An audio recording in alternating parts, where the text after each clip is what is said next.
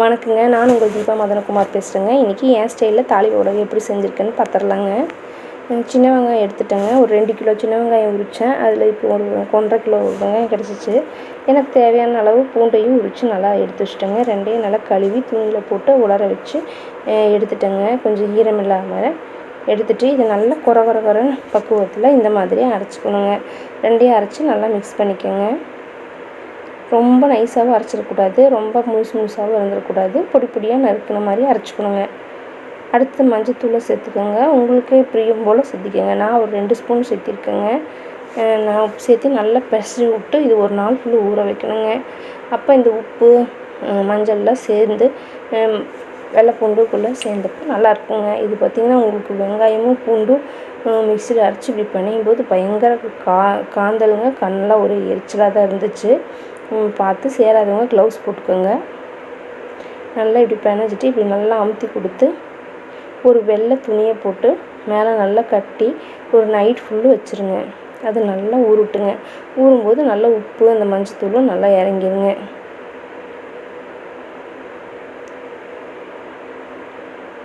இப்படி வெள்ளை துணி போட்டு கட்டும்போது இந்த காற்று இதுவும் இருக்கும், அதாவது கெட்டு போகாமையும் இருக்குங்க.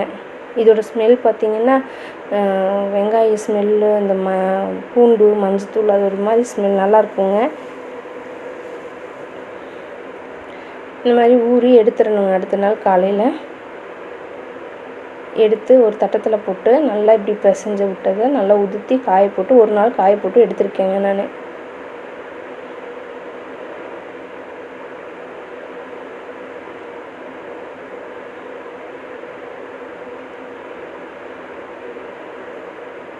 காய போட்டு எடுத்ததில் நல்லா கடுகு,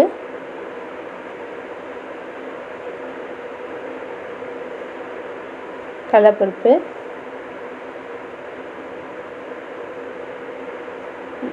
உளுந்து, சோம்பு,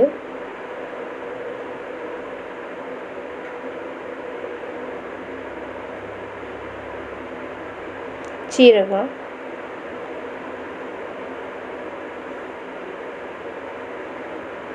குருமிளகு,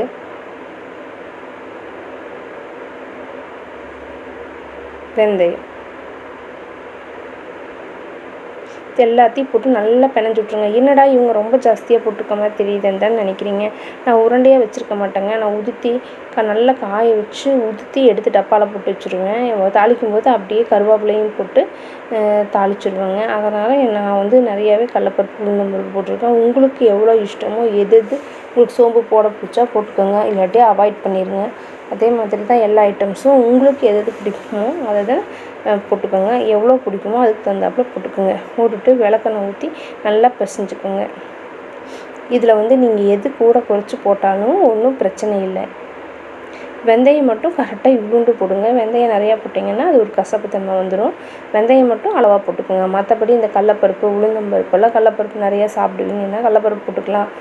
அந்த மாதிரி உங்களுக்கு சோம்பு வாசம் எனக்கு பிடிக்காதுன்னா சோம்பு அவாய்ட் பண்ணிடலாம். பூண்டுமே எனக்கு பிடிக்காதுன்னா பூண்டையும் அவாய்ட் பண்ணிடலாம். அது உங்கள் இதுக்கு தகுந்தாப்பில் தான் நீங்கள் செஞ்சுக்கலாம்.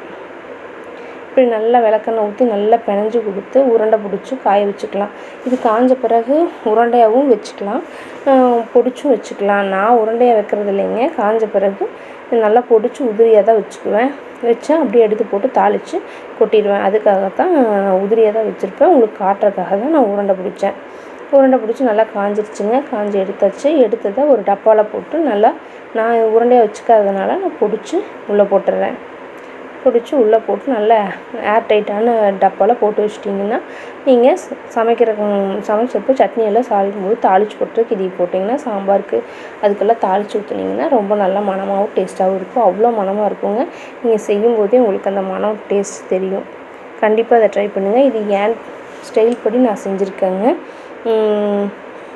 நல்லா இருக்கா என்னங்கிறத நீங்கள் கமெண்ட் பண்ணுங்கள். பிடிச்சிருந்தா என் சேனலுக்கு சப்ஸ்கிரைப் பண்ணுங்கள், லைக் பண்ணுங்கள். நன்றி, வணக்கம், முன்னேறுவோம்.